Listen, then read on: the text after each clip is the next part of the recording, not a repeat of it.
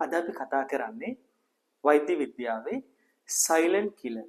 එහෙම නැත්නම් නිහඬ මාරයා ලෙස හඳුන්වන අධිරුධිර පීඩනය, hypertension, કોઈ කවුරුත් විවාහාරයේ භාවිතා කරන ප්‍රෙෂර් එක සම්බන්ධයෙන්.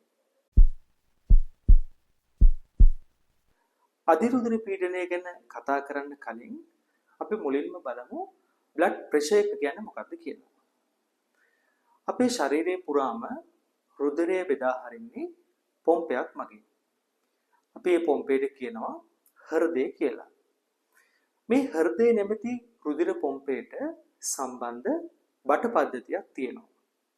ඒ බටවලට අපි කියන්නේ රුධිර නාල, එහෙම නැත්නම් රුධිර වාහිනී කියලා. මේ හෘදයට සම්බන්ධ බට, එහෙම නැත්නම් මේ රුධිර වාහිනී ප්‍රධාන වර්ග දෙකකට බෙදන්න පුළුවන්. එක වර්ගයක් තමයි හෘදයෙන් ඉවතට රුධිරය පොම්ප කරන බට. අපි ඒවට කියනවා ධමනි කියලා. අනිත් වර්ගය තමයි හෘදයේ දෙසට රුධිරය ගෙනෙන බට. අපි ඒවට කියනවා ශිරා කියලා. මේ විදිහට හෘදයෙන් ඉවතට රුධිරය ගලාගෙන යනකොට ඒ ධමනි හරහා රුධිරය ගලාගෙන යද්දී ඒ ධමනි තුල රුධිරය මගින් ධමනි බිත්තියේ ඇති කරන පීඩනයට අපි කියනවා රුධිර පීඩනය කියලා. රුධිර පීඩනය මනින්නේ රසදිය මිලිමීටර වලින්. රුධිර පීඩනය හැම විටම ප්‍රකාශ කරන්නේ අගයන් දෙකකින්. මෙතනදී ඉහළ අගය කියලා එකක් තියෙනවා, පහළ අගය කියලා එකක් තියෙනවා. අපි ඉහළ අගයට කියනවා systolic blood pressure කියලා. පහළ අගයට කියනවා diastolic blood pressure කියලා. මොකද්ද මේ systolic blood pressure කියන්නේ? දැන් මම කිව්වා හෘදය කියන්නේ රුධිර පොම්පයක් කියලා. එතකොට හෘදය වැඩ කරන්නේ සංකෝචනය වෙනවා, ඉහිල් වෙනවා, මිරිකෙනවා, දිගහැරෙනවා. එතකොට මේ විදිහට හෘදයේ සංකෝචනය වෙනකොට, හෘදයේ මිරිකෙනකොට හෘදයේ තියෙන රුධිරය ධමනි වලට ගමන් කරනවා. ඒ වගේම හෘදයේ ඉහිල් වෙනකොට ශිරාවල තියෙන රුධිරය හෘදයේ ඇතුළට ගමන් කරනවා. මේ විදිහට හෘදය සම්පූර්ණයෙන්ම සංකෝචනය වුණාට පස්සේ ධමනි වලට රුධිරය ගියාට පස්සේ ඒ ධමනි තුල ඇති කරන පීඩනයට අපි කියනවා systolic blood pressure කියලා. හෘදය සම්පූර්ණයෙන්ම සංකෝචනය වුණාට පස්සේ ධමනි තුල ඇති කරන පීඩනයට අපි කියනවා systolic blood pressure කියලා. එතකොට මෙතනදී විශාල රුධිර ප්‍රමාණයක් ධමනි වලට එකවර ඇතුල් වෙන නිසා මෙහිදී ලැබෙන පීඩනයේ වටිනාකම සාපේක්ෂව විශාලයි. ඒ වගේම සංකෝචනය වෙච්ච හෘදය නැවත විස්තරණය වෙනකොට, ලිහිල් වෙනකොට ශිරාවල ඉඳලා රුධිරය නැවත හෘදයට ගමන් කරනවා. එතකොට මේ විදිහට හෘදය ඉහිල් වුණාට පස්සේ ධමනි තුල ඇති කරන පීඩනයට අපි කියනවා diastolic blood pressure කියලා. එතකොට හෘදය ඉහිල් වුණාම ධමනි වල එච්චර රුධිර ප්‍රමාණයක් පවතින්නේ නැති නිසා මෙහිදී ලැබෙන අගේ වටිනාකම සාපේක්ෂව අඩුයි. ඒ නිසා දැන් ඔබට අවබෝධයක් තියෙනවා රුධිර පීඩනය ප්‍රකාශ කරනකොට හැම විටම අගයන් දෙකකින් ප්‍රකාශ කරන්න ඕනේ. නිකන් රුධිර පීඩනය කීයද කියලා ඇහුවාම 180ට තිබ්බා, 160ට තිබ්බා කියලා නිකන් තනි සංඛ්‍යාවකින් මින් ඉදිරියට කියන්න යන්න එපා. ඒක හැම විටම 150යි 80ට, 180යි 100ට ඔය විදිහට අගයන් දෙකකින් කියන්න පුරුදු වෙන්න ඕනේ. පුද්ගලයෙකුගේ සාමාන්‍ය රුධිර පීඩනය තිබිය යුතු වන්නේ 120යි 80යි මර්කරි මිලිමීටර වලින්. නමුත් පොතේ හැටියට මේ අගය මෙහෙම වුණාට අපි ප්‍රායෝගික ජීවිතයේ දක්න දෙයක් තමයි පුද්ගලයෙකුගේ රුධිර පීඩනය හැමෝගෙම 120යි 80යි තියෙන්නේ නැහැ. එක්කෝ ඒ අගය වැඩි වෙන්න පුළුවන්, එහෙම නැත්නම් ඒ අගය අඩු වෙන්න පුළුවන්. මේ අගය වැඩි වෙනකොට 140යි 90 වෙනකන් විතරයි වැඩි වෙන්න පුළුවන් වෙන්නේ. ඒ කියන්නේ පුද්ගලයෙකුගේ රුධිර පීඩනය 140යි 90 වෙනකන් රසදිය මිලිමීටර වලින් තියෙන්න පුළුවන්. ඊට වඩා වැඩි වුණොත් අපි මේ පුද්ගලයාට අධිරුධිර පීඩනය තියෙනවා කියලා ලේබල් කරනවා. එතකොට 140යි 90 කියන අගය තමයි බෝඩර් ලයින් එක. මේක තමයි වැට. මේකට එහා ගියොත් අනිවාර්යෙන් මේ පුද්ගලයාට ප්‍රෙෂර් එක තියෙනවා කියලා අපි කියනවා. එතකොට මෙම අගයන් දෙකම සලකනකොට ඉහළ අගය වැඩි වෙන්නත් පුළුවන්, පහළ අගය වැඩි වෙන්නත් පුළුවන්, අගයන් දෙකම වැඩි වෙන්නත් පුළුවන්. කොහොම වැඩි වුණත් අපි එතනදි කියන්නේ මේ පුද්ගලයාට අධි රුධිර පීඩනය තියෙනවා කියලා.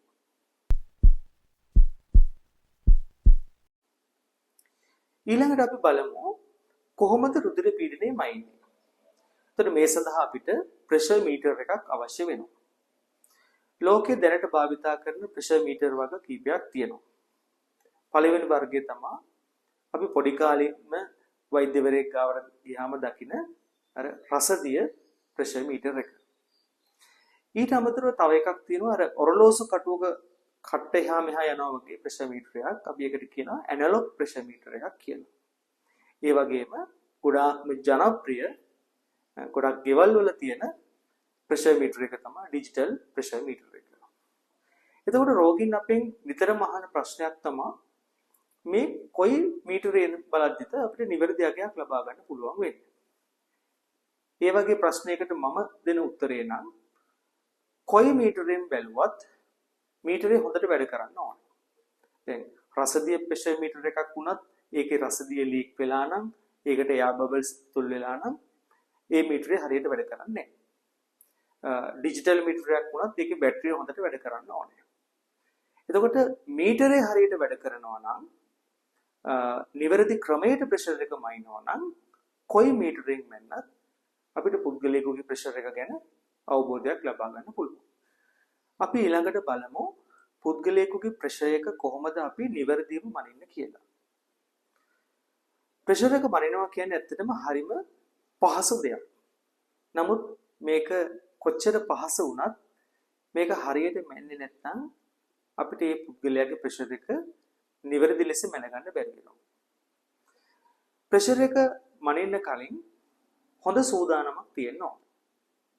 එකක් තමයි කලින් දවස රාත්‍රියේ හොඳ නිින්දක් ලබාගෙන ඉන්න ඕන. ඒ වගේම පැය 24ක කාලය තුල මත්පැන් මත්ද්‍රව්‍ය භාවිතා කරලා තියෙන්න බෑ. ඒ වගේම අවසාන පැය තුල තේ කෝපි වගේ දේවල් බීලා ඉන්නත් බෑ. ප්‍රධාන ආහාර වේලෙන් පස්සේ තමයි ප්‍රෙෂර් එක මනින්න ඕනේ. ඒ කියන්නේ අපි හවස ප්‍රෙෂර් එක මනිනවා නම් දවල්ට කාලා ඉන්න ඕනේ. එතකොට මේ විදිහට හොඳ සූදානමක් අරගෙන අපි ප්‍රෙෂර් එක මයින්ඩ් යනකොට ડોක්ටර් ගාවට යන්න කලින් එළිය පුටුවේ එහෙම නැත්නම් වේටින් ඒරියා එකේ විනාඩි 15ක් විතර බොහොම රිලැක්ස් එකේ patient වාඩි වෙලා ඉන්න ඕනේ. එතකොට මේ වෙලාවේ ජංගම දුරකථනයේ භාවිතා කිරීම, වෙනත් පුද්ගලයෙක් එක්ක කතා කිරීම වගේ දේවල් කරන්න සුදුසු නැහැ. පුළුවන් නම් තනියම breathing exercise එකක් කරන්න පුළුවන්. මේ විදිහට විනාඩි 15ක් විතර patient relax වුණාට පස්සේ තමයි වෛද්‍යවරයා ඉන්න කොටසට patient යන්න ඕනේ. එතකොට එතනදී ප්‍රෙෂර් එක බලන වෙලාවේ වෛද්‍යවරයා සමග කතා කිරීම, එහෙම නැත්නම් වෛද්‍යවරයා ප්‍රෙෂර් එක බලනකොට වෛද්‍යවරයා කලබල වීම, ප්‍රෙෂර් එක බලන අවස්ථාවේ patient දොස් කියීම වගේ දේවල් කරන්න සුදුසු නැහැ. කියන වෛද්‍යවරයාත් රෝගියාත් කියන දෙන්නම කලබල වෙන්න හොඳ නැහැ. එතකොට මේ විදිහට patient relax වුණාට පස්සේ අපි පළවෙනි රීඩින් එක ගන්නවා. පළවෙනි රීඩින් එක ගත්තට පස්සේ ඒකේ මොකක් හරි වෙනසක් ආවොත් විනාඩියක් දෙකක් විතර patient relax කරලා දෙවන තුන්වන රීඩින්ස් ගන්නවා. තුන්වන රීඩින් එකත් වැඩි වුණොත් අපි මේ පුද්ගලයාට ප්‍රෙෂර් එක තියෙනවා කියලා කියනවා. එහෙම නැත්නම් දෙවන සහ තුන්වන රීඩින්ස් වල ඇවරේජ් එක වැඩි නම් අපි මේ පුද්ගලයාට ප්‍රෙෂර් එක තියෙනවා කියලා කියනවා. එතකොට මේ විදිහට ප්‍රෙෂර් එක බැලුවට පස්සේ පුද්ගලයෙකුගේ ප්‍රෙෂර් එක 140යි 90ට වඩා වැඩි නම් අපි කියනවා තවත් දවසක දෙකක වගේ කාලයක් ඇවිල්ලා ප්‍රෙෂර් එක මැනගන්න කියලා. මේ විදිහට තුන් වතාවක් ප්‍රෙෂර් එක 140යි 90ට වඩා වැඩි වුණොත් අපි මේ පුද්ගලයාට ප්‍රෙෂර් එක තියෙනවා කියලා කියනවා වගේම ප්‍රතිකාර පටන් ගැනීම ඉදිරියට සිද්ධ කරනවා. ප්‍රෙෂර් එක වැඩි වෙන්න මොනවද බලපාන හේතු? මේ සඳහා ප්‍රධාන වශයෙන්ම ජානමය හේතු බලපානවා. ඒ වගේම වයසට යාම නිසා ප්‍රෙෂර් එක වැඩි වෙන්න පුළුවන්. මේ ජානමය හේතු සහ වයසට යාම කියන හේතු දෙක ඇත්තටම අපිට වෙනස් කරන්න බැරි හේතු. නමුත් අපිට වෙනස් කරන්න පුළුවන් හේතු තියෙනවා. පුද්ගලයෙකුගේ ව්‍යායාම මදිකම නිසා ප්‍රෙෂර් එක වැඩි වෙන්න පුළුවන්. පුද්ගලයෙක් තරබාරුකම නිසා පුද්ගලයෙක්ගේ ප්‍රෙෂර් එක වැඩි වෙන්න පුළුවන්. පුද්ගලයෙක් මානසික පීඩනයකට ලක් වෙලා ඉන්නවා නම් ඒ නිසා ප්‍රෙෂර් එක වැඩි වෙන්න පුළුවන්. අධික ලෙස මත්පැන් භාවිතා කරනවා නම් ඒ නිසා ප්‍රෙෂර් එක වැඩි වෙන්න පුළුවන්. දුම්පානය නිසා ප්‍රෙෂර් එක වැඩි වෙන්න පුළුවන්. ඒ වගේම සමහර ලෙඩ රෝග නිසා ප්‍රෙෂර් එක වැඩි වෙන්න පුළුවන්. අපි ඊළඟට බලමු ප්‍රෙෂර් එක වැඩි වුණාම මොනවද තියෙන රෝග ලක්ෂණ කියලා. මම මේ කතාව පටන් ගත්තෙම කිව්ව කාරණයක් තමයි ප්‍රෙෂර් එක කියන්නේ සයිලන්ට් කිලර් කෙනෙක්. නිහඬමාරී. කොයි වෙලාවෙ ටයිම් බෝම්බ් එකක් වගේ පුපුරයිද කියන්න බෑ. බහුතරයක් රෝගීන්ට ප්‍රෙෂර් එක තියෙන රෝගීන්ට රෝග ලක්ෂණ නැහැ. ඇත්තම විට සමහර රෝගීන්ට අපි ප්‍රෙෂර් එක තියෙනවා කියලා ප්‍රතිකාර පටන් ගන්නකොට ඒගොල්ලෝ අපිට කියන දෙයක් තමයි ડોක්ටර් මට කිසිම රෝග ලක්ෂණයක් නැහැ. මම මේ හොඳට ඉන්නේ. ඒ මට බෙහෙත් දෙන්න කියලා. ඉතින් ඒක තමයි ඇත්තටම මේකේ තියෙන භයානකකම. විශාල ප්‍රමාණයකට 90%කට වගේ ප්‍රෙෂර් එක තියෙනවා කියලා දන්නේ නැහැ. සමහර වෙලාවට වෙනත් අසනීපයකට අපි හිතමු heart attack එකක් හැදිලා රෝහල්ගත වුණාට පස්සේ චෙක් කරලා බලනකොට මෙයාට ප්‍රෙෂර් එක තියෙනවා. ඉතින් වෙනත් රෝගයකට රෝහල්ගත කරාම තමයි ඇත්තටම ප්‍රෙෂර් එක තියෙනවා කියලා දන්නේ. ඒ නිසා ප්‍රෙෂර් එකට බහුතරයකට ප්‍රෙෂර් එක තියෙන අයට රෝග ලක්ෂණ නැහැ. නමුත් ඊටාම සුළු පිරිසකට හිස රදයක්, හිස කරකැවිල්ලක්, පපුවේ වේදනාවක්, එහෙම නැත්නම් පෙනීමේ අපහසුකමක් වගේ සුළු රෝග ලක්ෂණ තියෙන්න පුළුවන්. නමුත් විශේෂම කාරණය තමයි බහුතරයක් රෝගීන්ට රෝග ලක්ෂණ නැතිකම. අපි ඇයි ප්‍රෙෂර් එක වැඩි වුණාම බය වෙන්න ඕනේ? මම කිව්වා ප්‍රෙෂර් එක කියන්නේ ටයිම් බෝම්බ් එකක් කියලා. එතන මේක කොයි වෙලාවෙ පුපුරයිද කියලා කියන්න බෑ. මොකද මේකේ බලපෑම අපේ ශරීරයේ සෑම අවයවයකටම තියෙන්න පුළුවන්. මේක ඔළුවට බලපාලා ඔළුවේ නහරයක් පිපිරලා එක්ක රෝගියා මැරෙන්න පුළුවන්. එහෙම නැත්නම් අංශභාගය හැදෙන්න පුළුවන්. හෘදයට බලපාලා එක්ක හෘදය ක්‍රියාකාරීත්වය අඩපණ වෙන්න පුළුවන්. එහෙම නැත්නම් heart attack එකක් එන්න පුළුවන්. වකුගඩු වලට බලපාලා වකුගඩු දෙක අක්‍රිය වෙන්න පුළුවන්. ඇස් වලට බලපාලා ඇස් දෙක අන්ධ වෙන්න පුළුවන්. ඉතින් මෙන්න මේ නිසා ප්‍රෙෂර් එක පාලනය කර ගැනීම ඉතාම වැදගත්. මොකද ප්‍රෙෂර් එක කියන්නේ දියවැඩියාව වගේම සංකූලතා වලින් පිරිච්ච රෝගයක්.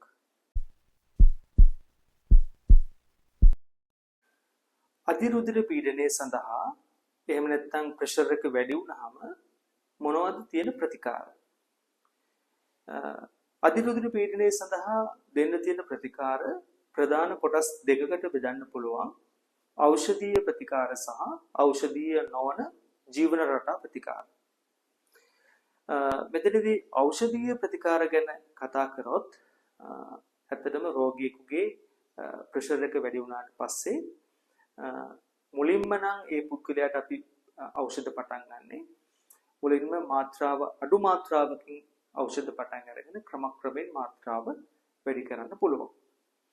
එතකොට මේ සඳහා දෙන ඖෂධ වර්ගය සහ මාත්‍රාව කියන එක පුද්ගලයාගේ වයස, පුද්ගලයාගේ ප්‍රෙෂර් එකේ ස්වභාවය, ඒ වගේම පුද්ගලයාට වෙනත් ලෙඩ රෝග තියෙනවද කියන කාරණේ සහ වෛද්‍යවරයාගේ අත්දැකීමත් එක්ක තමයි අපි ඖෂධ පටන් ගන්න.